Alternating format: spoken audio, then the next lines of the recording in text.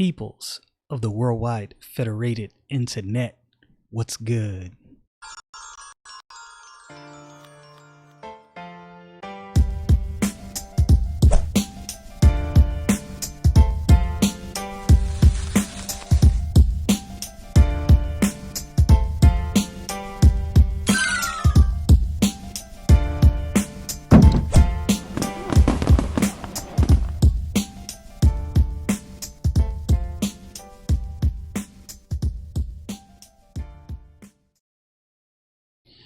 All right, getting back into this. Genesis chapter 45, getting to the nitty gritty. So, without further ado, let's get into this. Then Joseph could not refrain himself before all the men that stood by him, and he cried, "Cause every man to go out from me." And there stood no man with him, while Joseph made himself known unto his brethren. And he wept aloud, and the Egyptians and the house of Pharaoh heard. And Joseph said unto his brethren, I am Joseph. Doth my father yet live? And his brethren could not answer him, for they were troubled at his presence. Imagine being in the shoes of these men right here. You have sold your brother into slavery, threw him in a pit. He cried out. He cried out for mercy. He probably didn't know what was going on. He probably didn't understand. Joseph's brothers and him are much different. His temperament is in many ways nothing like theirs. Now, I always like to add the caveat, Joseph is not a perfect man, and that's not what I'm implying. But I am implying there is a stark contrast between him and the rest of his brothers. So they're troubled, like this, bothered. Imagine they're now confronting their brother that they sold out. They threw into the pit. They don't know what he's going to say at this point. In their mind, they're probably thinking, well, if I was them, I would be thinking, why was he toying with us? Was there something coming up next? Like, there's a reason he was doing all of this. Why didn't he just reveal himself right out the gate? So they're probably paranoid, to say the least. And Joseph said unto his brethren, Come near to me, I pray you. And they came near. I imagine they came near with some trepidation. They were probably like, I guess so. And he said, I am Joseph, your brother, whom ye sold into Egypt. Now therefore be not grieved, nor angry with yourselves, that ye sold me hither. For God did send me before you to preserve life. For these 2 years hath the famine been in the land, and yet there are 5 years in the which there shall neither be earning nor harvest. And God sent me before you to preserve you a posterity in the earth, and to save your lives by a great deliverance. I can't even imagine hearing this after what they did to him. What's more impressive to me is, again, the attitude and the take of Joseph. Joseph, it appears at no point was really too mindful of his own discomfort. I mean, he knew what happened to him. He knew he was done wrong, and he knew he didn't deserve this. But you don't see Joseph complaining. You don't see him grumbling. And he apparently holds no animosity toward his brothers. I don't know. I honestly don't know if I was in his shoes, if I could have carried myself the way he has carried himself. And notice how he recognizes, look, don't worry about it. I understand what you guys did, but God and his sovereignty worked all of this out. Joseph is continually focused on God. And you know what I thought about when I read this? I thought about what the Bible says in the book of Proverbs. Trust in the Lord with all thine heart and lean not into thine own understanding. In all thy ways acknowledge him, and he shall direct thy paths. With that in mind, think about the average thought process if you were Joseph, just anyone, average person, right? The average person would be like, yo, why, these dudes sold me into, they really threw me in this pit. I'm really being sold into slavery. I'm really being thrown in prison for something I didn't do.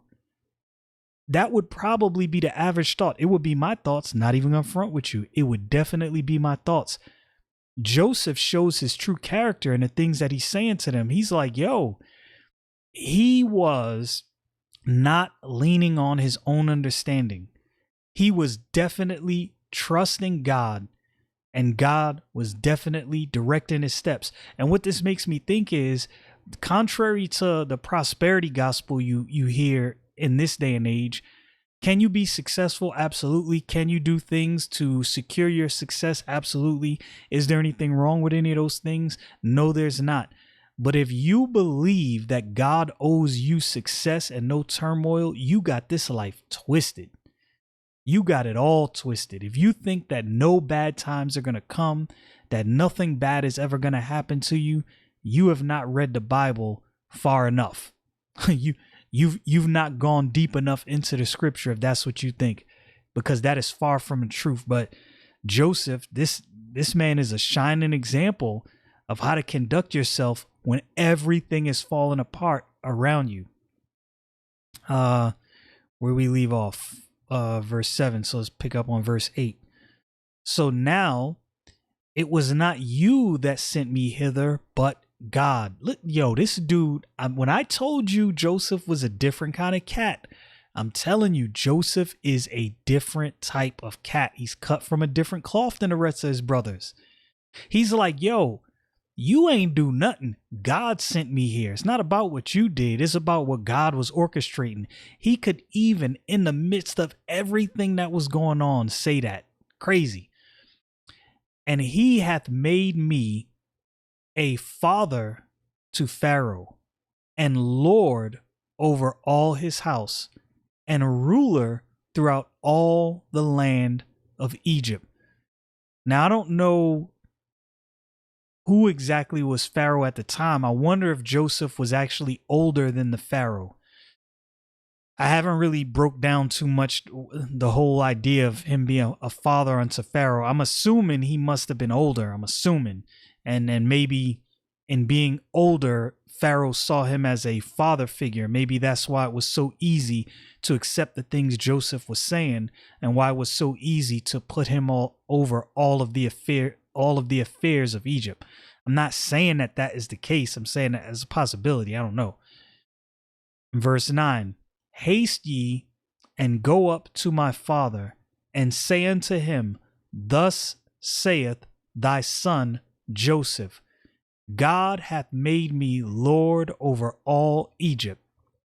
Come down unto me, tarry not. And thou shalt dwell in the land of Goshen. And thou shalt be near unto me, thou and thy children, and thy children's children, and thy flocks, and thy herds, and all that thou hast. And there will I nourish thee, for yet there are 5 years of famine, lest thou and thy household and all that thou hast come to poverty. God is coming through for his brothers and his father in a big way. But namely, I'm thinking about his brothers. They are literally receiving something they absolutely do not deserve. I'll put myself in that category. I have received everything, every blessing that I have received from God, I've received undeserving. But God has been merciful and kind and gracious. And behold, your eyes see, and the eyes of my brother Benjamin, that it is my mouth that speaketh unto you. And ye shall tell my father all of all my glory in Egypt, of all that hath seen, of all that ye have seen, and ye shall haste and bring my father hither. And he fell upon his brother Benjamin's neck and wept, and Benjamin wept upon his neck. This scene is so contrary to what you think you would be seeing from a dude that's just been sold out into slavery in a foreign land by his own brothers. Completely contrary to what you would think you would see. Moreover, he kissed all his brethren and wept upon them, and after that his brethren talked with him. And the fame thereof was heard in Pharaoh's house, saying, Joseph's brethren are come. And it pleased Pharaoh well, and his servants. And Pharaoh said unto Joseph, Say unto thy brethren, This do ye, lade your beasts, and go, get you unto the land of Canaan, and take your father and your households, and come unto me, and I will give you the good of the land of Egypt. Ye shall eat of the fat of the land. Now thou art commanded, this do ye, take you wagons out of the land of Egypt for your little ones and for your wives, and bring your father and come. Yo, they getting ready to step into Egypt like royalty. All because of what happened with Joseph. Man. Also, regard not your stuff, for the good of the land of Egypt is yours. Look, this blessing that they're receiving is so abundant. God is so unlike us. In the book of Isaiah, where God said that his thoughts are above our thoughts and his ways beyond our ways. Wow. Yeah, definitely true. And the children of Israel did so. And Joseph gave them wagons according to the commandment of Pharaoh, and gave them provision for the way. To all of them he gave each man changes of raiment. But to Benjamin he gave 300 pieces of silver and 5 changes of raiment. And to his father he sent after this manner 10 asses laden with good things of Egypt, and 10 she-asses laden with the corn and the bread and the meat of his father by the way. So he sent his brethren away, and they departed.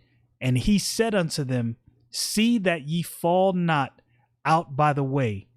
And they went up out of Egypt, and came into the land of Canaan, and Jacob their father, and told him, saying, Joseph is yet alive, and he is governor over all the land of Egypt. And Jacob's heart fainted, for he believed them not. He's like, this is unbelievable. This is miracle day for Jacob. And they told him all the words of Joseph, which he had said unto them. And when he saw the wagons which Joseph had sent to carry him, the spirit of Jacob their father revived. And Israel said, It is enough. Joseph my son is yet alive. I will go and see him before I die. This is arguably in the Old Testament one of the most interesting accounts. And the reason this is one of the most interesting accounts, in my humble opinion, is, to me, we get a glimpse into what we should be one toward another. We get a glimpse into true forgiveness. We get a glimpse into what it looks like really to forgive. We get a glimpse into God blessing the undeserving, and we are all undeserving. There's so many things you could see in the book of Genesis, in the Bible in general, but accounts like this shine a very bright light on the goodness of God. These men got everything that they did not deserve, and they did not get anything that they did deserve. They were blessed abundantly. I can attest.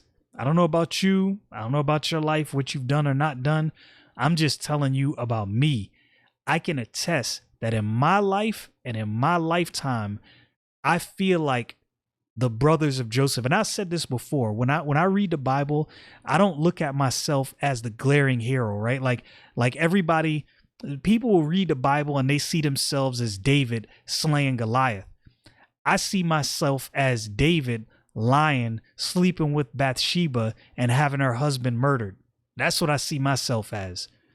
But what I also see is I see a just and a holy God, complete in his justice, complete in his holiness, and so gracious and kind and ever present in his mercy.